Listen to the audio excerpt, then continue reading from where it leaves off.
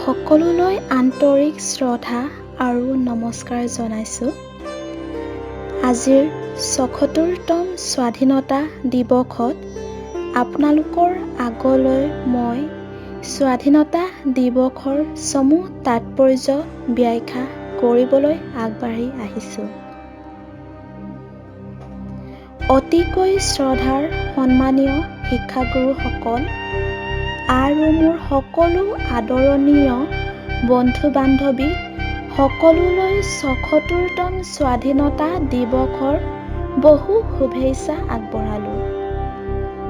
আজি ১৫ আগষ্টৰ দিন স্বাধীনতা দিৱস।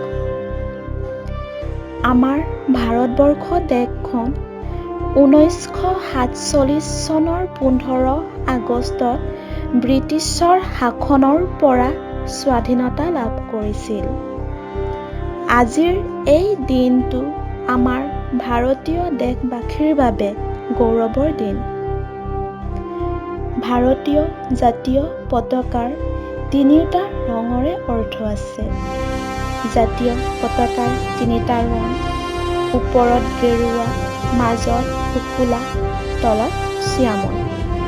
তিনিওটাৰে অৰ্থ হৈছে শক্তি, সাহস, শান্তি, সত্য, বলিদান এই সকলো মিলিত হৈ আছে। জাতিৰ পিতা মহাত্মা গান্ধীৰ নেতৃত্বত আমাৰ দেশখন স্বাধীনতা লাভ কৰিলে। বহু বীৰ বীৰাংগনাসকলে দেশৰ হকে নিজ প্ৰাণ আহুতি দিবলগীয়া হ'ল আৰু সেই মহান ব্যক্তিসকল পণ্ডিত জৱাহৰলাল নেহেৰু, নেতা সুভাষ চন্দ্ৰ বসু, ভগত সিং আৰু দেশৰ বহু বীৰ বীৰাংগনাসকলে দেশৰ হকে প্ৰাণ আহুতি দি থৈ গ'ল। এই মহান ব্যক্তিসকলৰ প্ৰচেষ্টাক আমি কেতিয়াও পাহৰিব নোৱাৰিম।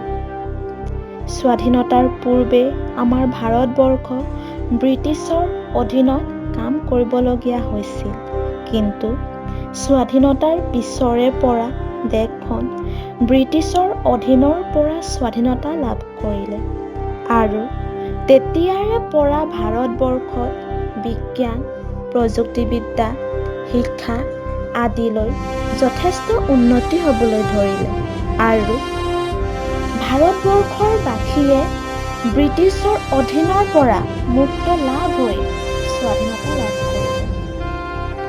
স্বাধীনতা দিৱসৰ এয়াই চমু তাৎপৰ্য ব্যাখ্যা আগবঢ়ালোঁ।